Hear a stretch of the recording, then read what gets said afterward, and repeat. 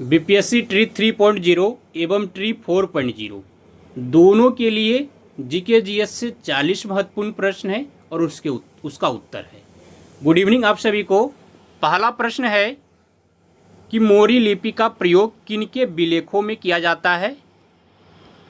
लिपि का नाम है मोरी लिपि।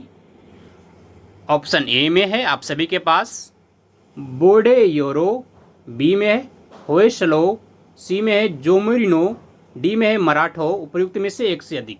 मोरी लिपि का प्रयोग किनके विलेखों में किया जाता है, तो मराठों के विलेखों में। तो ऑप्शन डी इसका सही उत्तर हो जाएगा। हम लोग अगला प्रश्न देख लेते हैं कि सुमेलित करना है। इसमें क्या है, तो सूची एक में षड्यंत्र दिया गया है और दो में इससे संबंधित जो क्रांतिकारी थे उनका नाम दिया गया है।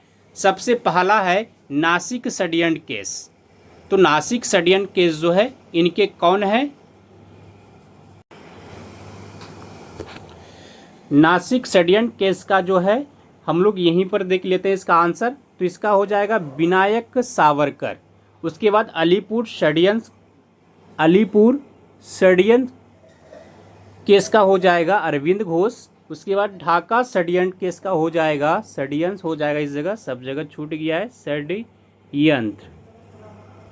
षड्यंत्र केस का हो जाएगा ढाका का हो जाएगा पुलिन दास और बनारस षड्यंत्र केस का हो जाएगा सचिंद्र नाथ सन्याल। एक बार फिर देख लीजिए आप लोग कि नासिक षड्यंत्र केस का हो जाएगा विनायक सावरकर, यानी ए का 2, बी का 1, सी का 4 और डी का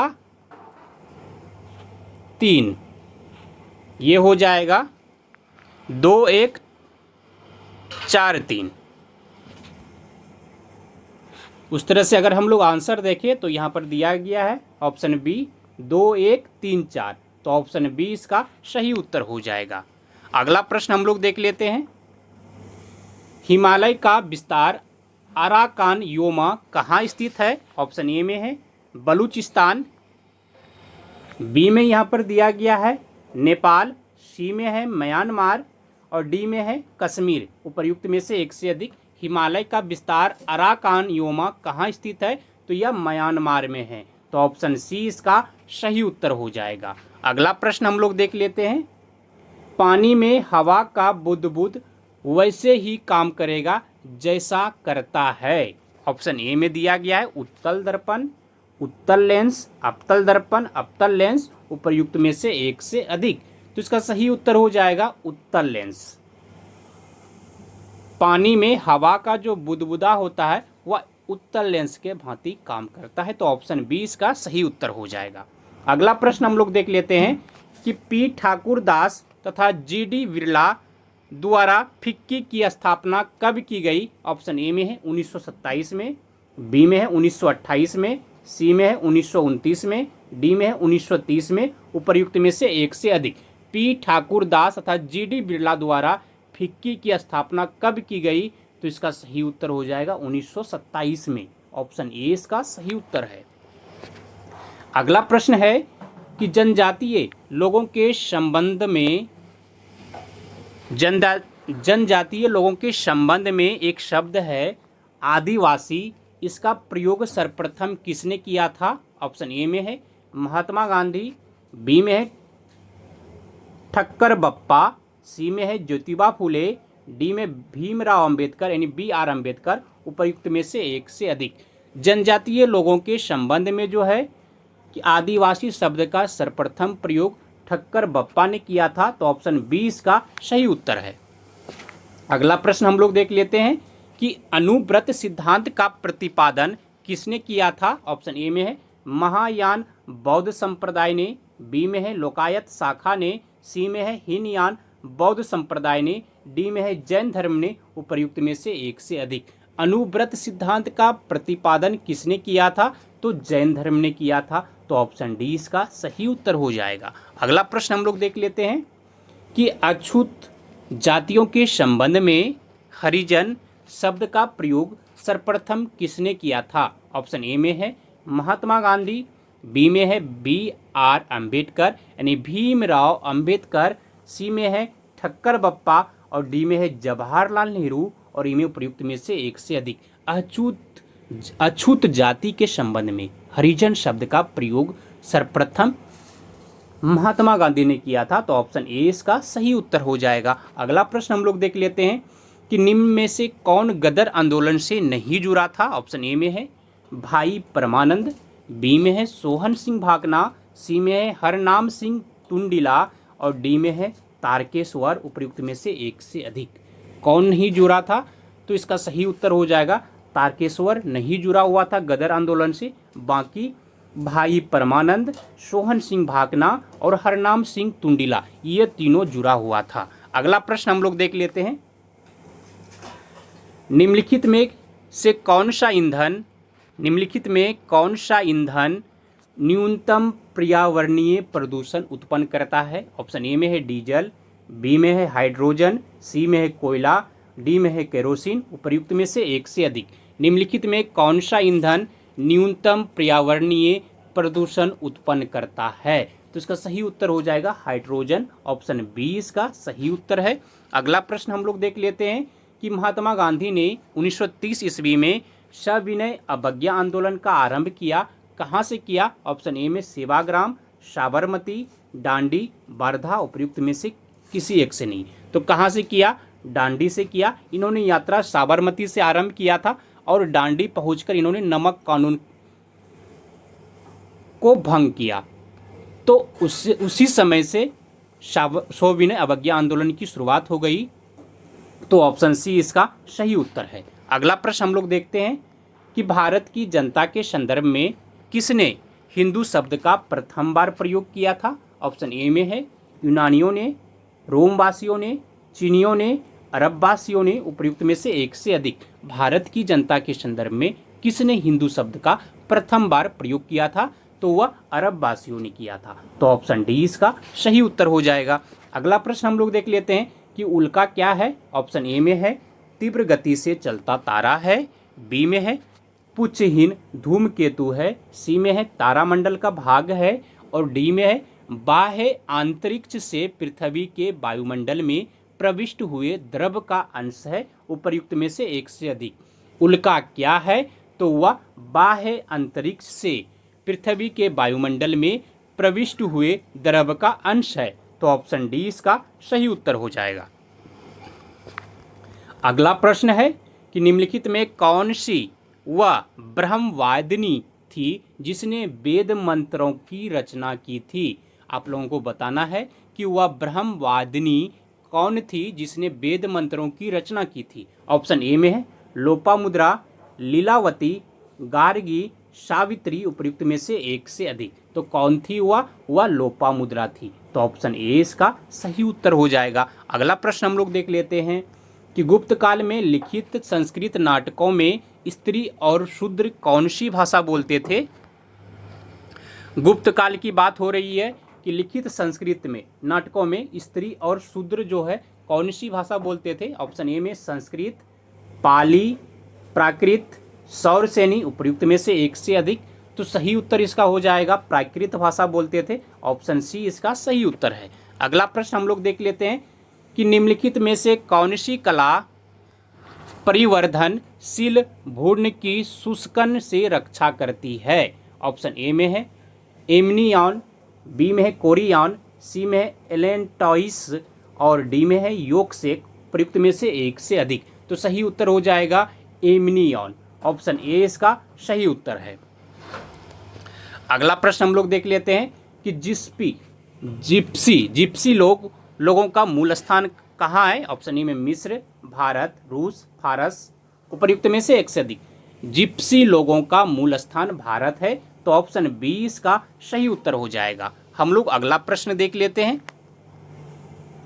दूरदर्शन प्रसारण में श्रव्य संकेतों का प्रेषण करने के लिए प्रयुक्त तकनीक कौन सी है। ऑप्शन ए में है आयाम मॉडुलन, बी में है स्पंद कूट मॉडुलन, सी में आवृत्ति मॉडुलन, डी में है काला विभाग बहुसंकेतन और ई में प्रयुक्त में से एक से अधिक। दूरदर्शन प्रसारण में जो श्रव्य संकेतों का प्रेषण करने के लिए प्रयुक्त तकनीक है वह है आवृत्ति मॉडुलन। तो ऑप्शन सी इसका सही उत्तर हो जाएगा।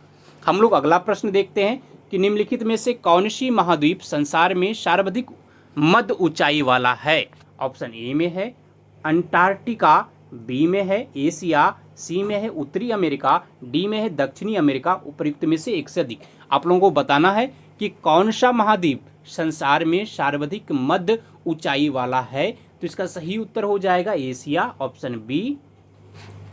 हम लोग अगला प्रश्न देख लेते हैं कि अशोक का अपने शिलालेखों में किस नाम का उल्लेख हुआ है। ऑप्शन ए में चक्रवर्ती, धर्मकृति, सी में धर्मदेव, डी में प्रियदर्शी। उपयुक्त में से एक से अधिक। तो सही उत्तर हो जाएगा ऑप्शन डी, प्रियदर्शी नामों का उल्लेख हुआ है।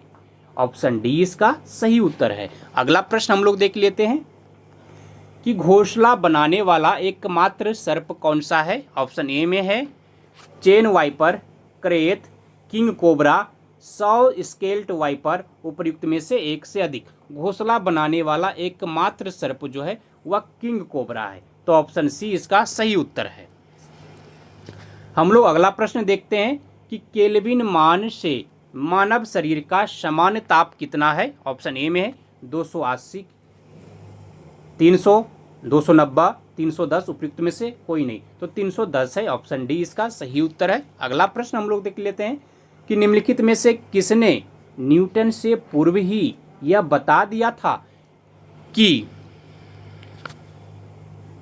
सभी वस्तुएं पृथ्वी की ओर गुरुत्वाकर्षित होती है। आप लोगों को बताना है कि न्यूटन से पूर्व किसने बताया था कि वस्तुएं जो है सभी वस्तुएं पृथ्वी की ओर गुरुत्वाकर्षित होती है। ऑप्शन ए में आर्यभट्ट, इस जगह ब्रह्मगुप्त हो जाएगा, इसे दे दिया है बुद्धगुप्त, कोई दिक्कत नहीं, नीचे भी ब्रह्मगुप्त लिख दिया गया है।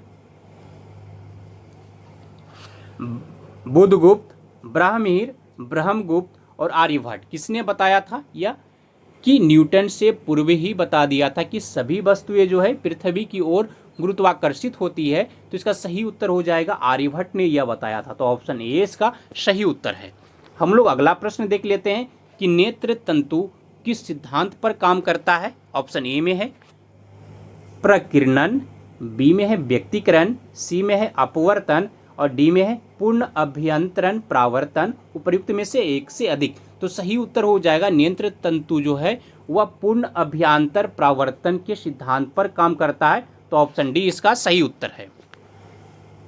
अगला प्रश्न हम लोग देखते हैं कि निम्नलिखित में कौन सा मिश्रित उर्वरक है। ऑप्शन ए में है यूरिया, बी में है अमोनियम सल्फेट, सी में है केम, एनपीके। उपयुक्त में से एक से अधिक। आप लोगों को बताना है कि मिश्रित उर्वरक में कौन सा है। तो एनपीके, ऑप्शन डी इसका सही उत्तर हो जाएगा। हम लोग अगला प्रश्न देखते हैं कि मीमांसा दर्शन के अनुसार किससे मुक्ति संभव है। ऑप्शन ए में है ज्ञान से, कर्म से, भक्ति से, योग से। बताना है आप सभी को। उपयुक्त में से एक से अधिक। मीमांसा दर्शन के अनुसार किससे मुक्ति संभव है। तो इसका सही उत्तर हो जाएगा कर्म से मुक्ति संभव है। तो ऑप्शन डी इसका सही उत्तर है। हम लोग अगला प्रश्न देख लेते हैं कि मधुमक्खियों की भाषा की पहचान करने के लिए किसे नोबेल पुरस्कार दिया गया था। ऑप्शन ए में है एच.जी. खुराना, बी में है जूलियन हेक्सले, सी में है डोरोथी हॉपकिंस, डी में केवी फ्रिक्स और उपयुक्त में से एक से अधिक। आप लोगों को बताना है कि मधुमक्खी की भाषा की पहचान किसने की और इस कार्य के लिए उन्हें नोबेल पुरस्कार दिया गया। तो केवी फ्रिक्स को। ऑप्शन डी इसका सही उत्तर हो जाएगा। हम लोग अगला प्रश्न देख लेते हैं। बुलेट प्रूफ पदार्थ बनाने के लिए निम्नलिखित में से कौन सा बहुलक प्रयुक्त होता है। ऑप्शन ए में है पॉलीएमाइड, बी में है पॉलीकार्बोनेट्स, सी में है पॉलीविनाइल क्लोराइड, डी में है पॉलीएथिलीन। उपयुक्त में से एक से अधिक। तो इसका सही उत्तर हो जाएगा option A polyamide. Option A इसका सही उत्तर है कि बुलेट प्रूफ पदार्थ बनाने के लिए पॉलीएमाइड का उपयोग होता है या फिर प्रयुक्त होता है इसमें। तो ऑप्शन ए इसका सही उत्तर है। अगला प्रश्न हम लोग देख लेते हैं कि फोटोग्राफी में अस्थायी के रूप में प्रयुक्त होने वाला रसायन कौन सा है। ऑप्शन ए में है सोडियम सल्फेट, बी में है सोडियम थायोसल्फेट, सी में है अमोनियम पर सल्फेट और डी में है बोरेक्स। उपयुक्त में से एक से अधिक। आप लोगों को बताना है कि फोटोग्राफी में अस्थायी कर के रूप में प्रयुक्त होने वाला रसायन कौन सा है। तो इसका सही उत्तर हो जाएगा सोडियम थायोसल्फेट। तो ऑप्शन बी इसका सही उत्तर है। हम लोग अगला प्रश्न देख लेते हैं कि निम्नलिखित हार्मोनों में से किस में आयोडीन है। ऑप्शन ए में है थायरॉक्सिन, इंसुलिन, टेस्टोस्टेरोन और डी में एड्रीनेलिन और उपयुक्त में से एक से अधिक। आप लोगों को बताना है कि निम्नलिखित हार्मोनों में से किस में आयोडीन है। तो इसका सही उत्तर हो जाएगा थायरॉक्सिन। ऑप्शन ए इसका सही उत्तर है। हम लोग अगला प्रश्न देखते हैं कि दृष्टि पटल यानी रेटिना पर जो चित्र बनता है वह कैसा होता है। ऑप्शन ए में वह वस्तु के बराबर होता है परंतु उल्टा होता है। बी में वह वस्तु से छोटा होता है वह सीधा होता है। और सी में वह वस्तु से छोटा होता है वह उल्टा होता है। डी में वह वस्तु के बराबर होता है और वह सीधा होता है। उपर्युक्त में से एक से अधिक। दृष्टि पटल में रेटिना पर जो चित्र बनता है वह वस्तु से बराबर होता है परंतु उल्टा होता है। ऑप्शन ए इसका सही उत्तर है। हम लोग अगला प्रश्न देखते हैं कि जंतु विज्ञान अध्ययन करता है। ऑप्शन ए में है केवल जीवित जानवरों का, बी में केवल जीवित वनस्पति का, सी में जीवित व मृत जानवर दोनों का, डी में जीवित और मृत वनस्पति दोनों का। उपयुक्त में से एक से अधिक। जंतु विज्ञान किसका अध्ययन करता है। तो इसका सही उत्तर हो जाएगा केवल जीवित जानवरों का। तो ऑप्शन ए इसका सही उत्तर है। हम लोग अगला प्रश्न देखते हैं कि सापेक्ष आर्द्रता नापी जाती है कैसे। ऑप्शन ए में है हाइड्रोमीटर से, बी में लेक्टोमीटर से, सी में हाइग्रोमीटर से और डी में पोटेंशियोमीटर से। उपयुक्त में से एक से अधिक। आप लोगों को बताना है कि सापेक्ष आर्द्रता नापी जाती है कैसे। तो वह हाइग्रोमीटर से। ऑप्शन सी इसका सही उत्तर हो जाएगा। हम लोग अगला प्रश्न देखते हैं कि न्यूट्रॉन की खोज की थी। ऑप्शन ए में चैडविक ने, रदरफोर्ड ने, बोर ने, न्यूटन ने। उपयुक्त में से एक से अधिक ने। न्यूट्रॉन की खोज की थी किसने की थी। तो सही उत्तर हो जाएगा चैडविक ने। तो ऑप्शन ए इसका सही उत्तर है। हम लोग अगला प्रश्न देखते हैं कि चंद्रमा के धरातल पर दो व्यक्ति एक दूसरे की बात नहीं सुन सकते हैं किस कारण से। ऑप्शन ए में चंद्रमा पर उनके कान काम करना बंद कर देते हैं, बी में चंद्रमा पर वायुमंडल नहीं है, सी में चंद्रमा पर वे विशेष प्रकार के अंतरिक्ष सूट पहने रहते हैं और डी में है चंद्रमा पर ध्वनि बहुत ही मंद गति से चलती है। उपयुक्त में से अधिक। आप लोगों को बताना है कि चंद्रमा के धरातल पर दो व्यक्ति जो है वह एक दूसरे से बात नहीं कर सकते। कारण है कि चंद्रमा पर वायुमंडल नहीं है। तो ऑप्शन बी इसका सही उत्तर हो जाएगा। हम लोग अगला प्रश्न देखते हैं कि निम्नलिखित में से कौन सा मूल तत्व है। ऑप्शन ए में है रेत, हीरा, संगमरमर, शक्कर। उपयुक्त में से एक से अधिक। आप लोगों को बताना है कि निम्नलिखित में कौन सा मूल तत्व है। तो ऑप्शन इसका कौन सा सही हो जाएगा। ऑप्शन बी हीरा। हम लोग अगला प्रश्न देख लेते हैं कि सूक्ष्म जीवाणु के बारे में कौन सा कथन सत्य है। ऑप्शन ए में है ये जीवित व मृत की सीमा रेखा पर होते हैं, बी में ये वनस्पति व जानवर की सीमा रेखा पर होते हैं और सी में ये फूल देने वाली व फूल ना देने वाली वनस्पति की सीमा रेखा पर होते हैं। उपयुक्त में से कोई नहीं। तो इसका सही उत्तर हो जाएगा ऑप्शन डी। उपयुक्त में से कोई नहीं। ऑप्शन डी इसका सही उत्तर है। हम लोग अगला प्रश्न देखते हैं कि ओजोन परत के संरक्षण का अंतर्राष्ट्रीय दिवस मनाया जाता है। ऑप्शन ए में 15 अगस्त को, बी में 24 अक्टूबर को, सी में 16 सितंबर को, डी में 1 मई को। उपयुक्त में से एक से अधिक। ओजोन परत के संरक्षण का अंतर्राष्ट्रीय दिवस 16 सितंबर को मनाया जाता है। तो ऑप्शन सी इसका सही उत्तर हो जाएगा। हम लोग अगला प्रश्न देखते हैं कि अनुवांशिकी अभियंत्रण के निम्नलिखित प्रभाव पर विचार कीजिए। ऑप्शन ए में हो जाएगा नहीं, कथन एक में है रोग प्रतिरोध, बी में जंतु क्लोनिंग, सी में वृद्धि वर्धन और 4 में मानव क्लोनिंग। उपयुक्त में से कौन क्यों कुछ सफलता के साथ परीक्षित किए गए हैं। तो ऑप्शन ए में 1, 3, 4, बी में 1, 2, 4 तथा सी में है 1, 2, 3, 4, डी में 1, 2, 3। उपयुक्त में से एक से अधिक। आप लोगों को बताना है कि आनुवांशिक अभियंत्रण के निम्नलिखित प्रभाव पर विचार कीजिए कौन सा सही हो जाएगा। तो रोग प्रतिरोध, जंतु क्लोनिंग और वृद्धि वर्धन। ये 3 हो जाएगा, तो ऑप्शन डी इसका सही उत्तर है। हम लोग अगला प्रश्न देखते हैं कि वायु दाब मापी की रीडिंग में अचानक गिरावट इस बात का संकेत है कि मौसम। वायु दाब मापी की रीडिंग में अचानक गिरावट जब होती है तो उसका मौसम के साथ क्या संबंध है, क्या पता चलता है हमें। ऑप्शन ए में स्थिर एवं शांत होगा मौसम, ठंडा होगा मौसम, वर्षा युक्त होगा मौसम, तूफानी होगा मौसम, उपयुक्त में से एक से अधिक। वायु दाब मापी की रीडिंग में जब अचानक गिरावट होती है तो वह मौसम कैसा होगा, तो वह तूफानी हो जाएगा। तो ऑप्शन डी इसका सही उत्तर है। धन्यवाद आप सभी को। जय हिंद। मिलते हैं अगले दिन फिर जीके जीएस के 40 महत्वपूर्ण प्रश्न और उत्तर के साथ। वीडियो अच्छा लगे तो इसे लाइक कर दीजिए आप लोग।